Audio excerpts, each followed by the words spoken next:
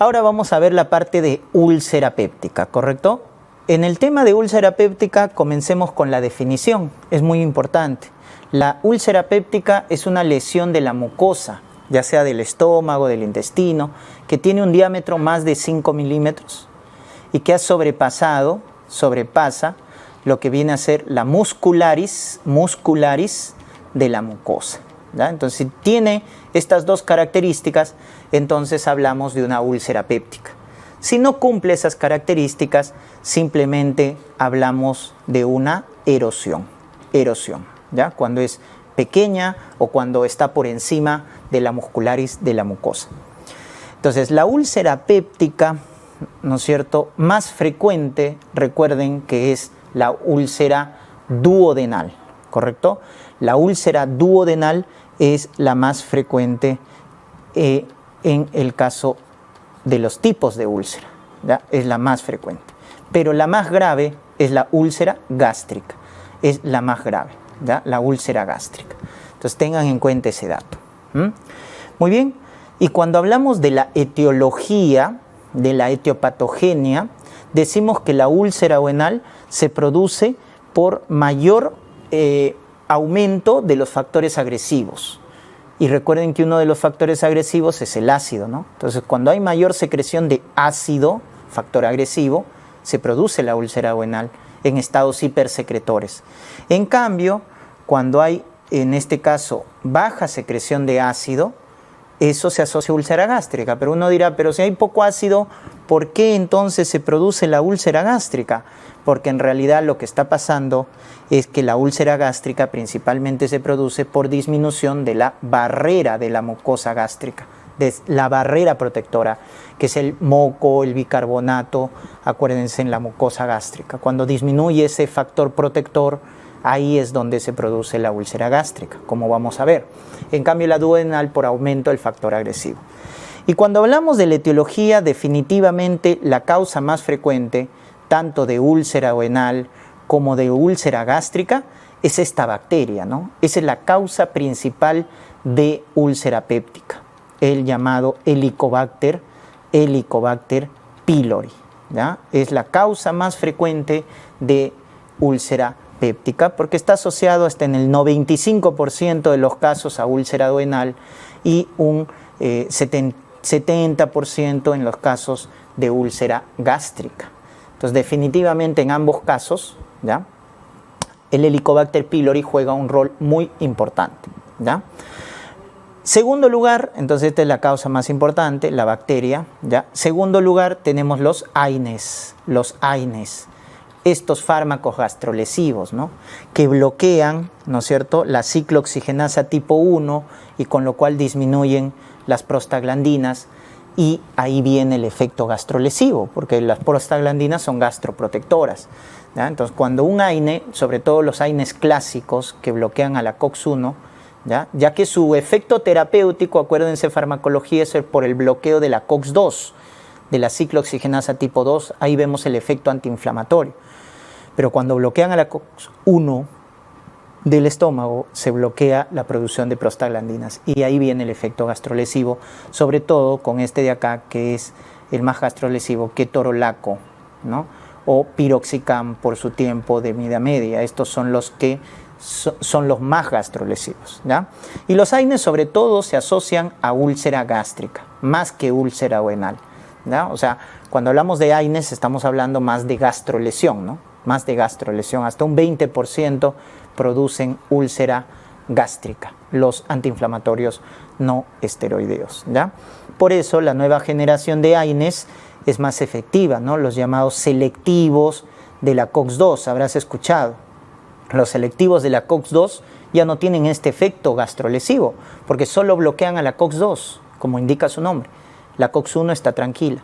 Entonces, ahí tenemos pues el famoso celecoxib, ¿no?, el etoricoxib, como selectivos de la COX-2, que en este caso, ¿no es cierto?, no van a producir efecto gastrolesivo, pero sí aumentan el riesgo de trombosis. Ya, mucho cuidado. Y dato de farmacología. Aumentan el riesgo de trombosis.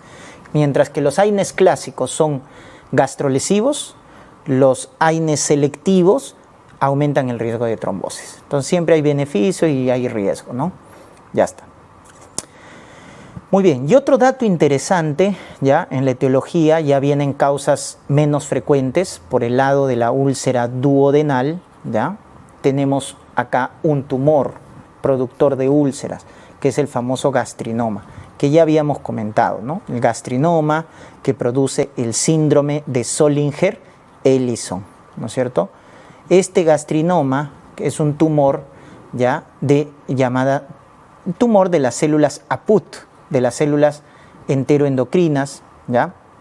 También le llaman así, tumor de células no beta, ¿ya? Tumor de células no beta. ¿Por qué? Porque acuérdense que una localización frecuente de este tumor es acá, en el páncreas, en los islotes de Langerhans. Y si ustedes se acuerdan, en los islotes de Langerhans la célula más abundante era la célula beta, productora de insulina, ¿ya? Entonces, este tumor nace en los islotes de Langerhans, pero empieza a proliferar una célula que no es la célula beta, ¿no? Es obviamente la célula G, productora de gastrina. O sea, por eso se le llama así, ¿no? Tumor de células no beta en los islotes pancreáticos. Ese es el gastrinoma que genera, ¿no? Como aumenta la producción de gastrina, aumenta la producción de ácido clorhídrico y eso genera úlceras duodenales múltiples, ¿ya? Eso es lo que vamos a ver en este cuadro, úlceras duodenales múltiples que van a generar hemorragia digestiva, ¿no?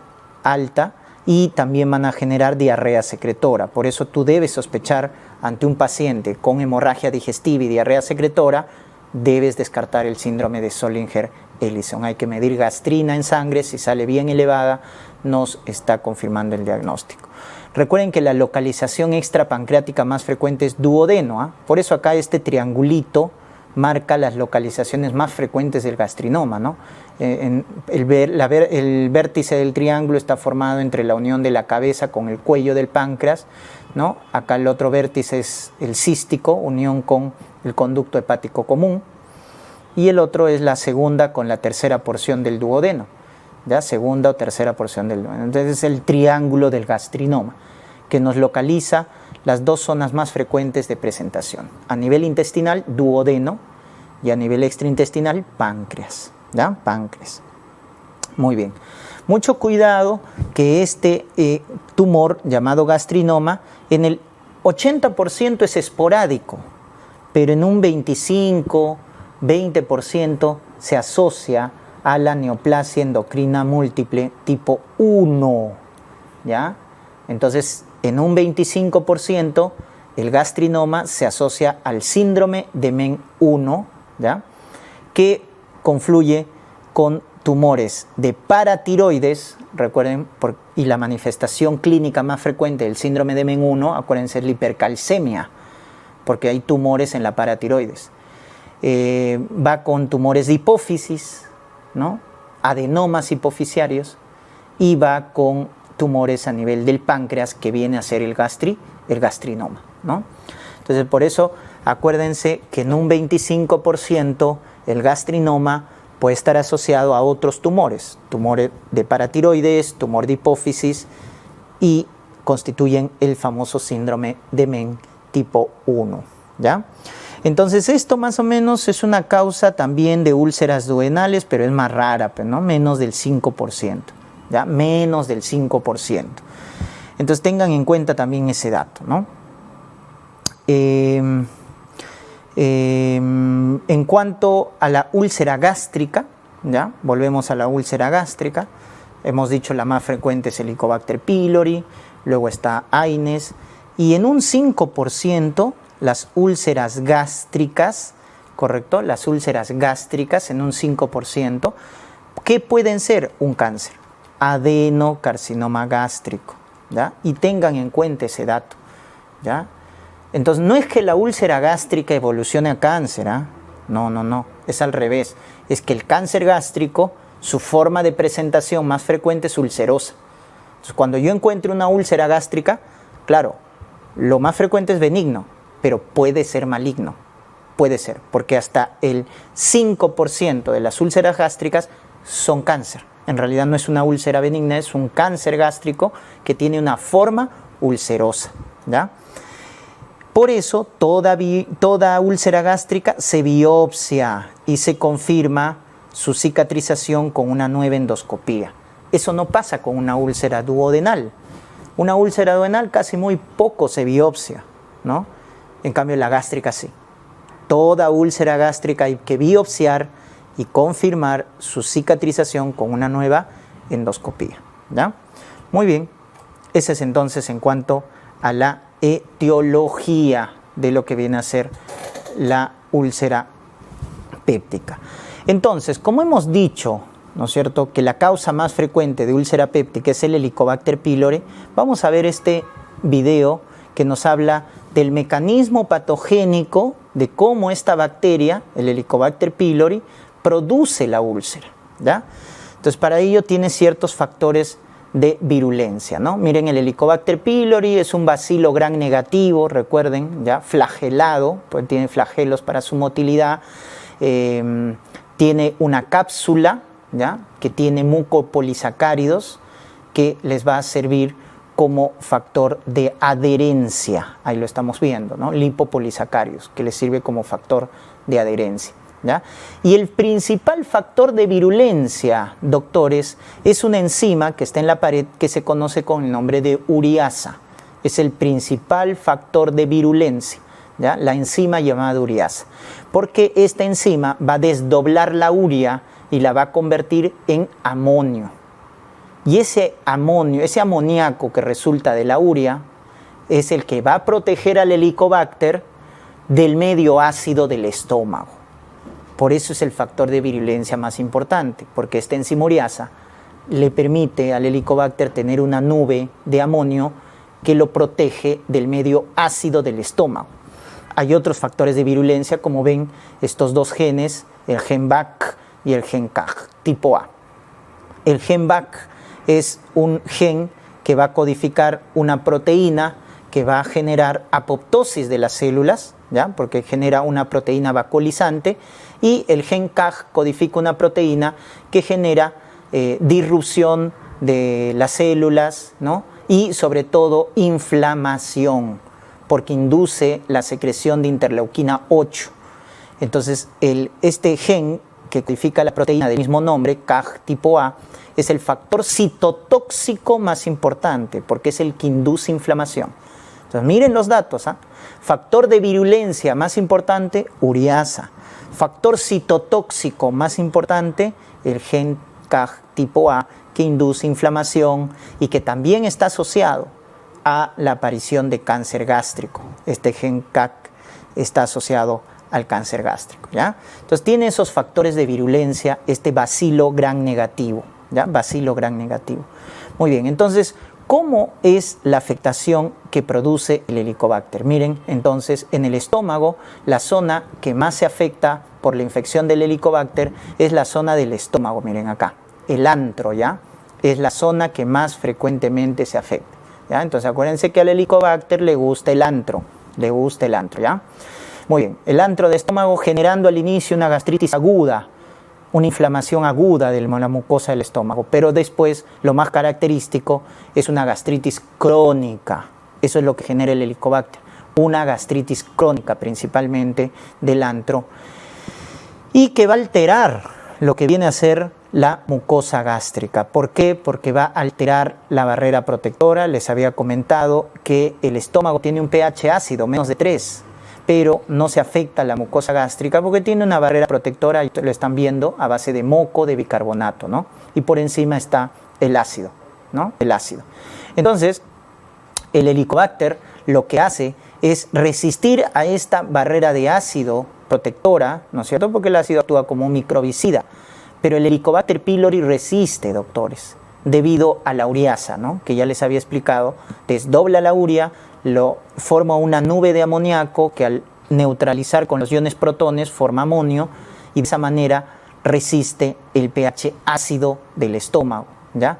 De tal manera que el Helicobacter, al resistir el pH ácido, va penetrando la barrera ácida, ¿ya? Va penetrando, ya que no le hace nada, y como tienen los flagelos, permite su motilidad. Miren, hasta llegar a la barrera protectora de moco y bicarbonato, que también la va a disrumpir, la va a alterar, ¿no? Altera la barrera de moco y bicarbonato conforme va avanzando, ¿no? Por motilidad debido a sus flagelos, ¿ya?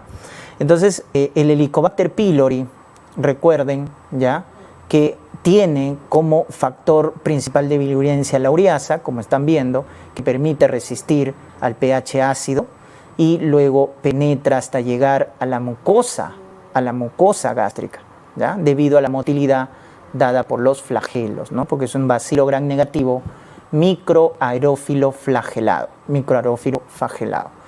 Una vez que llega a la mucosa gástrica, empieza a inducir lo que viene a ser inflamación. Y recuerden que el principal factor citotóxico es el gen CAG tipo A, ¿verdad?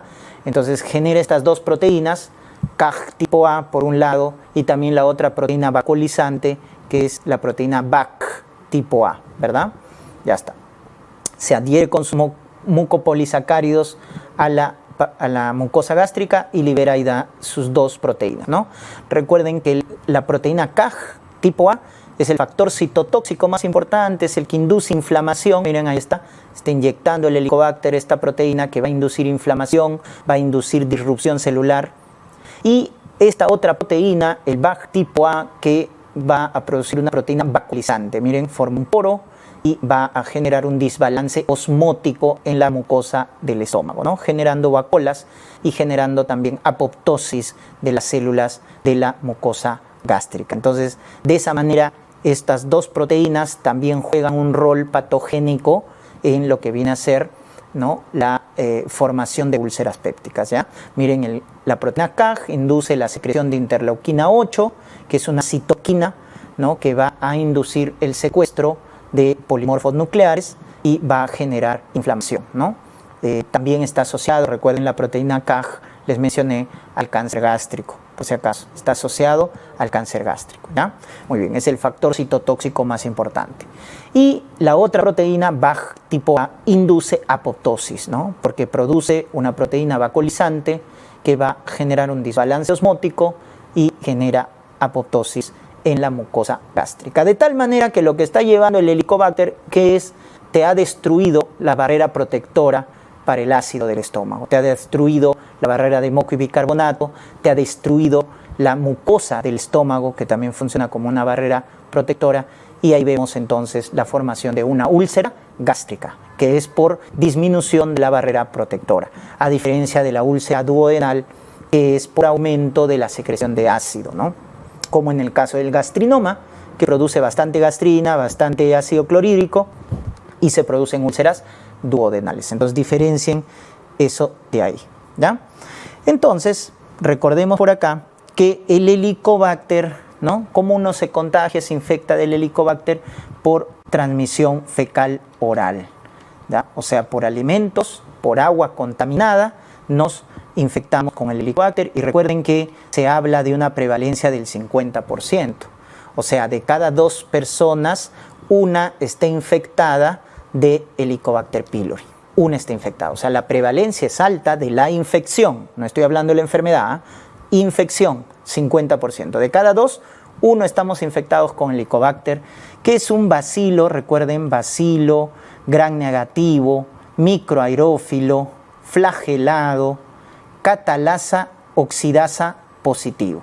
Catalasa oxidasa positivo, cuyo principal factor de virulencia, ya lo hemos visto, es la ureasa, principal factor de virulencia. Ya está. Entonces, de infección, el 50%. Pero ¿cuántos desarrollan enfermedad? Obviamente va bajando la enfermedad. Un 25% puede producir ya complicaciones como gastritis, un 15% ya será 10 a 15% úlcera, y un 0.5% lo que viene a ser un cáncer, ¿no? Un adenocarcinoma gástrico, ¿ya? Entonces, de los infectados, que son un 50% de prevalencia, los que hacen complicaciones son un 20 a 25%. Los que hacen úlceras pépticas, ¿no? Las personas infectadas con Helicobacter que hacen úlcera péptica son 10 a 15%. Y las personas infectadas con Helicobacter que hacen cáncer gástrico, 0.5%. ¿Ya? Entonces, miren cómo la enfermedad va obviamente disminuyendo de prevalencia. ¿Ya? Entonces, una cosa es infección y otra cosa es la enfermedad. Entonces, la primera lesión que genera, hemos dicho, es una gastritis aguda. Eso es lo primero, pero no es lo más característico, no es lo más frecuente, porque lo más frecuente es la gastritis crónica. Esa gastritis crónica, ¿no?, es lo más típico de la producción de lo que viene a ser el Helicobacter. A ver, vamos a poner bien acá. ¿Ya? Entonces, lo primero que produce es una gastritis aguda, ¿no es cierto? Pero luego lo más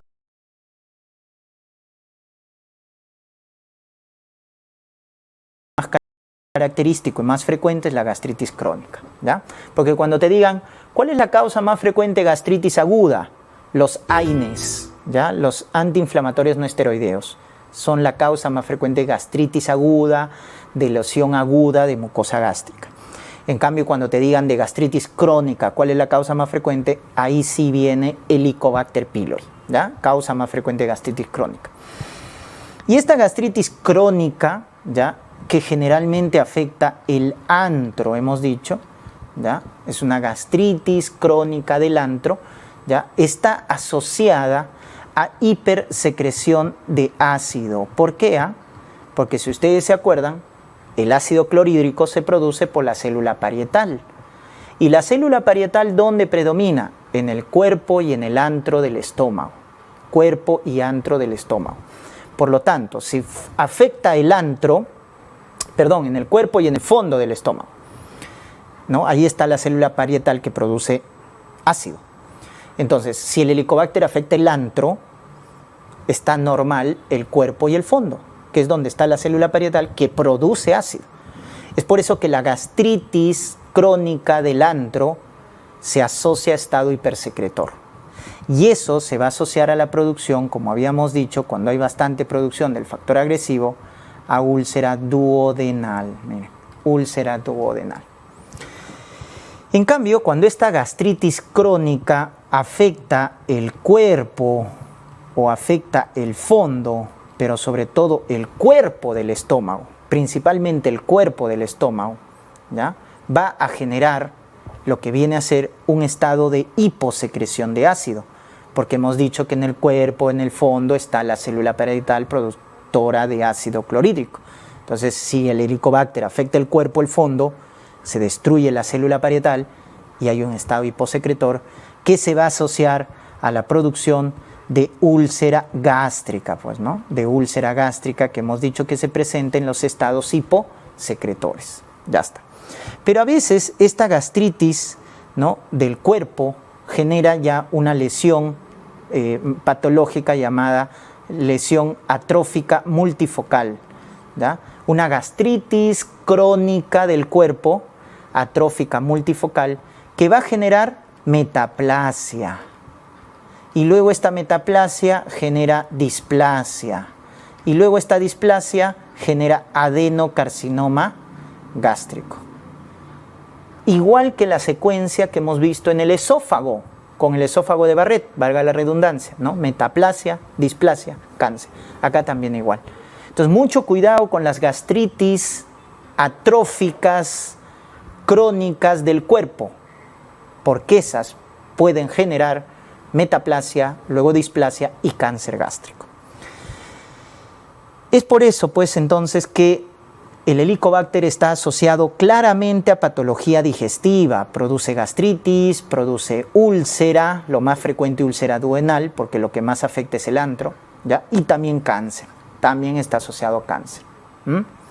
Y cuando genera una pangastritis, ¿ya?, cuando genera una pangastritis, o sea, afecta todo el estómago, ¿no?, también se puede asociar a al segundo cáncer más frecuente en el estómago, que es el linfoma gástrico, el llamado linfoma tipo MALT, tejido linfoide asociado a mucosa, que es un linfoma no Hodgkin de bajo grado, ¿ya?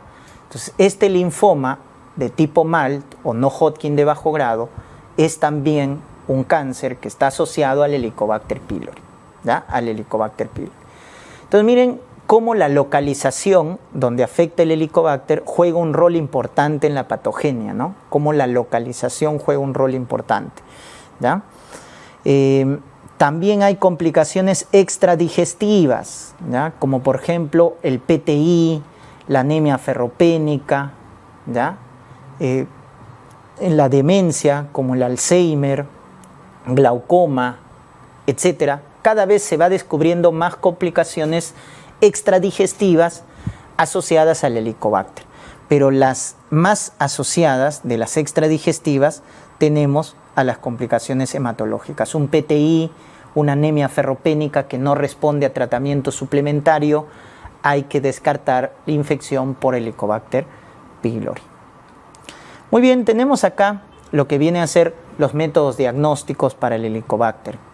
Entonces, cuando hablamos de los métodos directos, estamos haciendo por endoscopía, ¿no? Y obviamente más biopsia.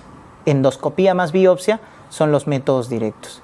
Y ahí tenemos, por ejemplo, este test que tiene alta rentabilidad diagnóstica, que es el test de ureasa. También tenemos la histología, donde se utiliza tinciones como la tinción Yensa, que tiene alta sensibilidad y especificidad para el Helicobacter. Y también tenemos el cultivo, que obviamente es la prueba más específica, ¿no? En un medio llamado agar chocolate. Ahí se cultiva el Helicobacter, en agar chocolate, y es la prueba más específica. Estas pruebas directas son las que tienen más sensibilidad y más especificidad. Por eso nos sirven para confirmar el diagnóstico, Y luego tenemos los métodos indirectos. Los métodos indirectos tenemos el test de aliento, ¿correcto? El test de aliento, una alternativa al test de aliento es el test de antígeno en heces, es la alternativa, y estos son los que más ayudan para monitorizar el tratamiento. Miren la aplicación de lo que viene a ser los métodos indirectos. Sirven para monitorizar el tratamiento. O sea, una vez que le hemos dado su esquema de antibióticos, para darnos cuenta que hemos erradicado a la bacteria, hacemos el test de aliento, ¿ya? Entonces no sirve tanto para el diagnóstico, sino para monitorizar el tratamiento. Y el que menos sirve es la serología, porque hemos dicho la prevalencia alta de esta infección, ¿no? 50%. Entonces, la medición de anticuerpos no nos sirve para la infección por Helicobacter, salvo para estudios epidemiológicos, etcétera, porque tienen menos sensibilidad y especificidad, ¿ya? Son los que menos sirven en la práctica clínica. Muy bien. Recuerden los esquemas de tratamiento para el Helicobacter. ¿Cuáles son los esquemas que erradican al Helicobacter? Tenemos este esquema más conocido con el nombre de la triple terapia, ¿ya? Triple terapia OCA, ¿no? Omeprazol 20 miligramos cada 12 horas, ¿no? Claritromicina 500 miligramos cada 12 horas y amoxicilina 1 gramo cada 12 horas. ¿Ya? ¿Por cuánto? Por 14 días. Ya está. Ese es el esquema primario que se utiliza para erradicar al Helicobacter pylori. Se le conoce con el nombre de esquema de la triple terapia, ¿ya? Que está aprobado por la FDA, ¿no? Aprobado por la FDA de Estados Unidos, ¿ya? Este esquema de triple terapia para el Helicobacter pylori, ¿ya? Pero hay un esquema alternativo que es la llamada cuádruple terapia, ¿no? La cuádruple terapia. Cuando falla, obviamente, este esquema, utilizamos por acá bismutol, ¿no? El esquema BOM, omeprazol y otros antibióticos como por ejemplo metronidazol, ¿no? Metronidazol y tetraciclinas, ¿ya? Ese es el esquema conocido con el nombre de cuádruple terapia, también por 14 días, ¿no? Cuando falla la triple terapia. Es un esquema alternativo.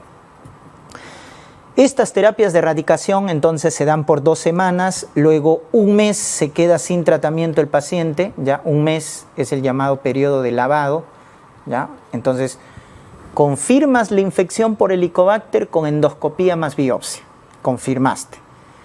Le das tratamiento 2 semanas, luego de las 2 semanas lo dejas un mes sin ningún fármaco y después del mes le haces tu prueba indirecta para confirmar si has erradicado o no a la bacteria. ¿Cuál es la prueba indirecta que más se utiliza? El test de aliento. Esa es la prueba que se utiliza. Entonces, si tu test de aliento te sale positivo, quiere decir que la bacteria ha sido resistente. Entonces, le darás otro esquema.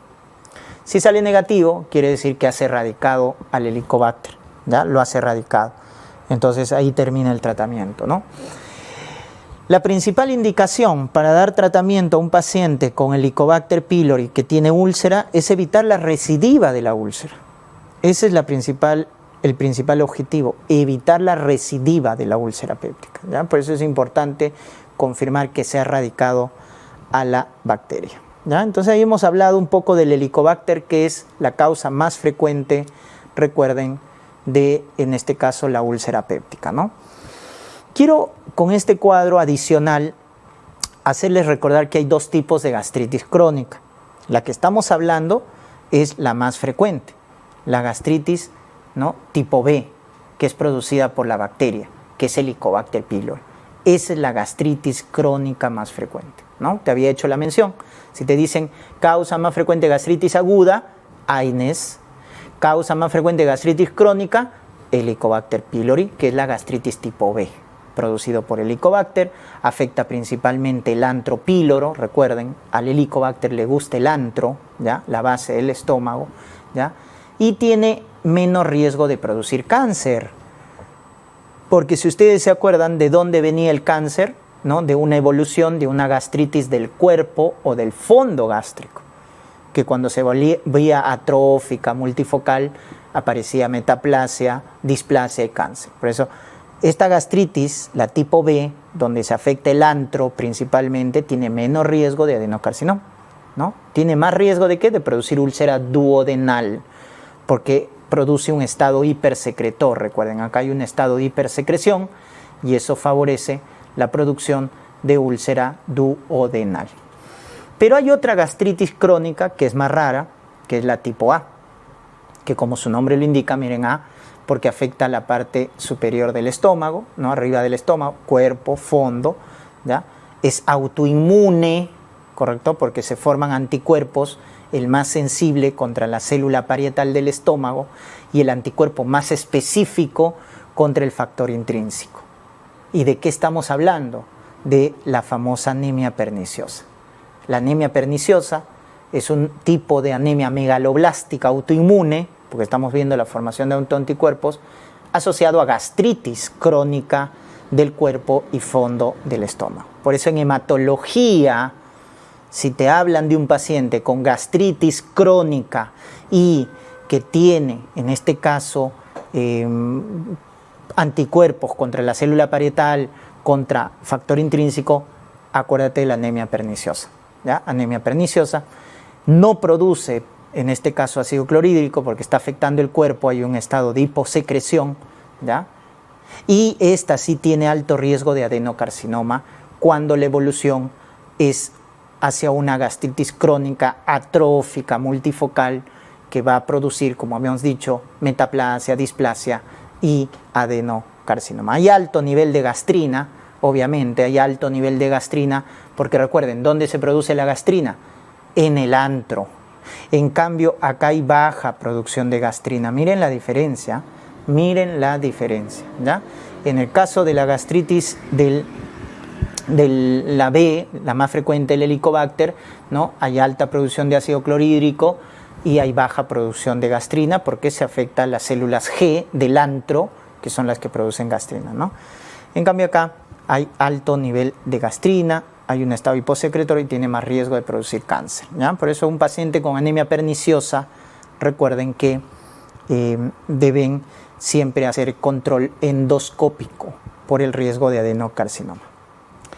Muy bien, continuamos entonces y tenemos acá las úlceras representativas, ¿no? Lo que viene a ser la úlcera duodenal, que es la más frecuente, ¿ya? Miren, la localización más frecuente es en la primera porción del duodeno,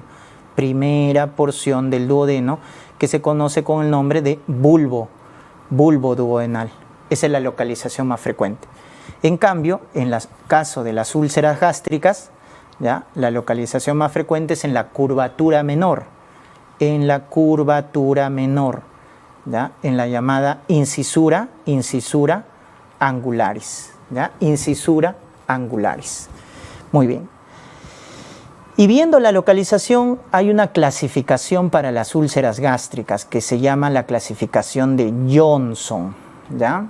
Tenemos entonces acá Johnson 1 cuando se ubica en la curvatura menor, en incisura angularis, por lo tanto esta es la más frecuente, Johnson 1. Johnson tipo 2, ¿ya? Johnson tipo 2 cuando tiene dos úlceras, una úlcera duodenal y una úlcera gástrica, ¿ya? Johnson tipo 2. Este es el Johnson tipo 3 cuando se produce en antropíloro. Johnson tipo 4 cuando se produce en fondo gástrico. Y Johnson tipo 5 cuando son múltiples, inducido por AINES, múltiples, ese es Johnson, ¿no? Que es el tipo 5. Y quiero hacerles recordar acá nuevamente que una úlcera gástrica se produce en un medio hiposecretor, ¿verdad? O sea, con baja producción de ácido. En cambio, la duodenal sí con bastante producción de ácido. Pero acá hay una excepción.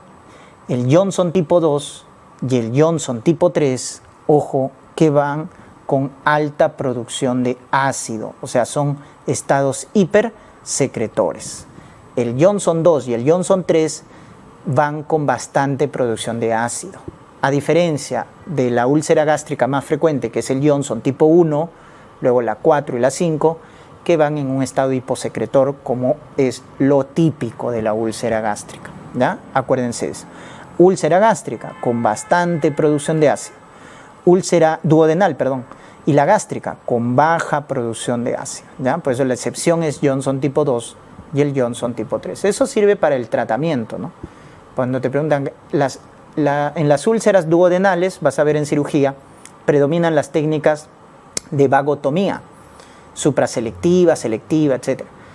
En las gástricas predomina la resección, en las técnicas quirúrgicas.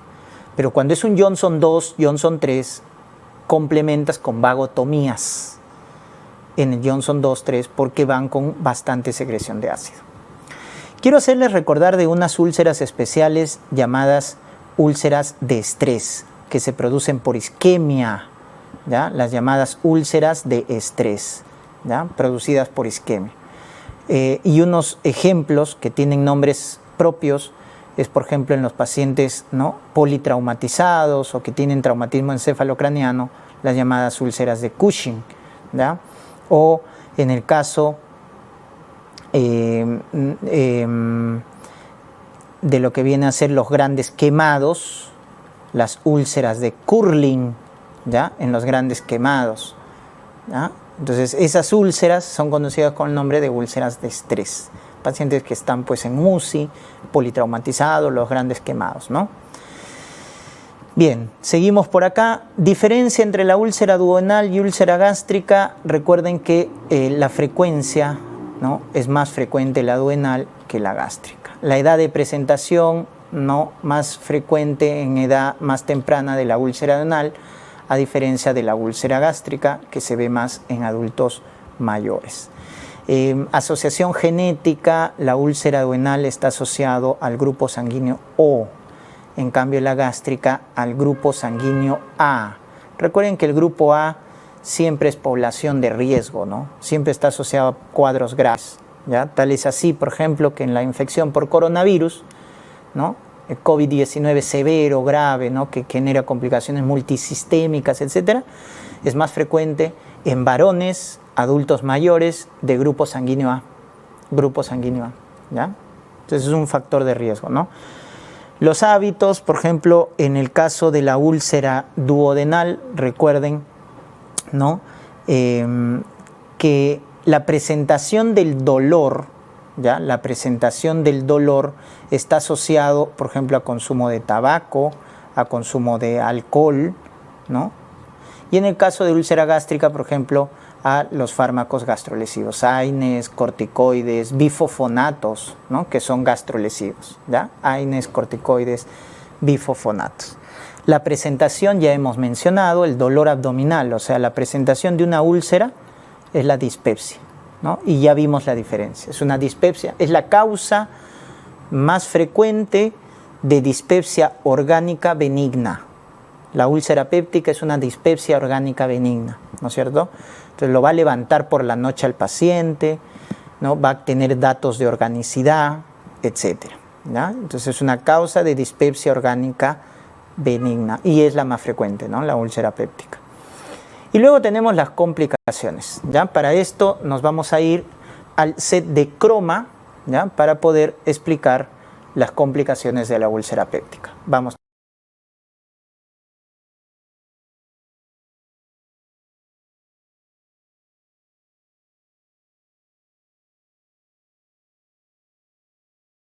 Bien chicos, vamos a hablar entonces de las complicaciones de la úlcera péptica, ¿no? Que son 4, ¿ya? Lo que viene a ser la hemorragia digestiva, que es la complicación más frecuente.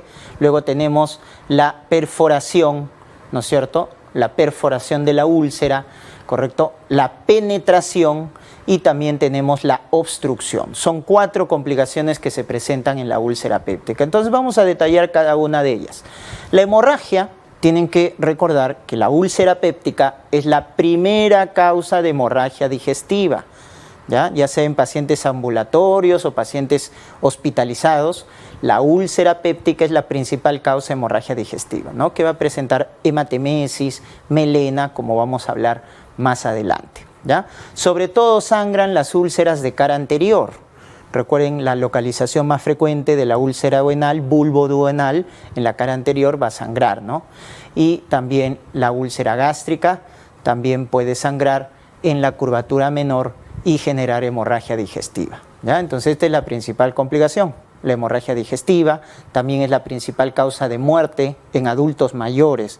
Recuerden que los abuelitos son los que tienen más riesgo de morir frente a una hemorragia digestiva, ¿no? También es la primera indicación de cirugía por su frecuencia, ¿no?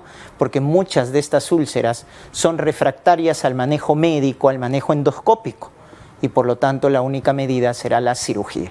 Por lo tanto, ante hemorragias por úlcera severas, refractarias, masivas, hay que operar, ¿correcto? Muy bien. Luego tenemos lo que viene a ser la perforación. Esto bastante preguntan en los exámenes, ¿correcto? Es una de las complicaciones que más preguntan. La perforación de la úlcera péptica, ¿ya? Entonces, cuando nos dan un caso clínico de la perforación de la úlcera, nos van a decir un abdomen agudo, ¿correcto? Porque va a haber signos peritoneales. Recuerden que esto, el contenido ya sea del estómago, del intestino, van a pasar a la cavidad peritoneal y va a irritar. Entonces va a haber signos peritoneales. Te van a decir abdomen en tabla, Blumberg positivo, rebote positivo. Un dolor pues que aparece de manera súbita, ¿no? Recuerden, cuando algo se perfora, el dolor abdominal va a ser severo y súbito, ¿correcto? Con signos peritoneales, pero algo que les debe llamar bastante la atención es cuando ya les digan este signo, el llamado signo de Jover, ¿verdad? El signo de Jover consiste en la desaparición de la matidez hepática, chicos, por la presencia de aire, es decir, de neumoperitoneo. Entonces, siempre que te hablen de un paciente con antecedente de úlcera o que tiene antecedente de consumo de AINES y que viene a la emergencia por un abdomen agudo, con signos peritoneales, con signo de Jover, tú debes descartar perforación de úlcera, ¿correcto? ¿Cuál es tu estudio para confirmar dicha perforación? La radiografía tóraco-abdominal en bipedestación. Con una radiografía simple de tórax-abdomen en bipedestación, confirmas el neumoperitoneo, ¿correcto? Entonces, en la radiografía torácica, como podemos ver acá, hay algunos signos radiológicos que nos indican eso. Por ejemplo, miren esa radiopacidad que se ve debajo de la cúpula diafragmática derecha, que es lo que se conoce con el nombre de signo de Popper, que nos está hablando de neumoperitoneo. O puede ser bilateral, como están viendo acá en esta otra radiografía, que es el signo en alas de gaviota. Estos signos nos hablan de una perforación de víscera hueca, en este caso la úlcera, por el antecedente de un paciente que tiene úlcera o está consumiendo AINES, y nos habla de neumoperitoneo, y por lo tanto nos confirman la perforación, ¿ya? Entonces el estudio de elección es la radiografía simple, torácica, o en abdomen, ¿no? En abdomen también podemos ver signos de perforación, por ejemplo a nivel hepático, cuando se marca bien delimitado el ligamento falciforme del hígado, chicos. Normalmente en una radiografía de abdomen no se debe ver el ligamento falciforme. Si se deja ver el ligamento falciforme, si se delimita bien, es un signo de perforación, ¿correcto? Entonces con esto confirmamos y obviamente la conducta va a ser quirúrgica en la mayoría de los casos, ¿no? En la mayoría de los casos se opera la perforación. Acuérdense el parche de Piplon, ese parche de Piplon conocido con el nombre de parche de Graham. Luego tenemos la penetración. En el caso de la penetración es una perforación, solo que esta perforación no es libre, ¿no? Como la que acabamos de ver, sino se va a perforar hacia una víscera, ¿ya, chicos? Por eso se llama penetración. Y recuerden que las úlceras de cara posterior son las que más se penetran, porque las de cara anterior, las úlceras de cara anterior, ya, chicos, sangran y se perforan. Las de cara anterior, pero las de cara posterior se penetran. Tal es así que la úlcera gástrica, por ejemplo, se puede penetrar al hígado generando una hepatitis o al colon generando una colitis. Y en el caso de la úlcera duodenal se penetra al páncreas generando una pancreatitis, porque obviamente el contenido va a generar inflamación de estos órganos, ¿ya? Entonces, duodenal al páncreas, gástrica al hígado, al colon, generando obviamente el cuadro clínico, ¿no? En el caso de la úlcera duodenal, que genera una pancreatitis, una úlcera duodenal penetrada, generando una pancreatitis, nos va a dar un dolor abdominal, en epigastrio, que se va al dorso, en faja, en cinturón. Y inicialmente el manejo es médico, ¿ya, chicos? Muy bien. Y la complicación más rara es la obstrucción. Esta es la complicación más rara, ¿no? Por ejemplo, una úlcera gástrica que cicatriza en el antro y miren cómo genera una estenosis produciendo el famoso síndrome pilórico, ¿no? Entonces el paciente va a tener vómitos, va a tener náuseas, va a tener distensión abdominal, ¿no? Y hablamos entonces de un cuadro obstructivo. Es una complicación que casi ya no se ve, ¿correcto? La mayoría responde al manejo médico endoscópico, el 70% va a responder al manejo médico endoscópico, ¿no? La dilatación endoscópica, pero un 30% va a requerir tratamiento quirúrgico. ¿Estamos? Muy bien, entonces esas son las 4 complicaciones de la úlcera péptica. Recuérdense, la hemorragia la más frecuente, la perforación, una de las complicaciones graves que necesita cirugía, la penetración y la obstrucción a nivel del tracto digestivo. Muy bien, chicos, regresamos al set.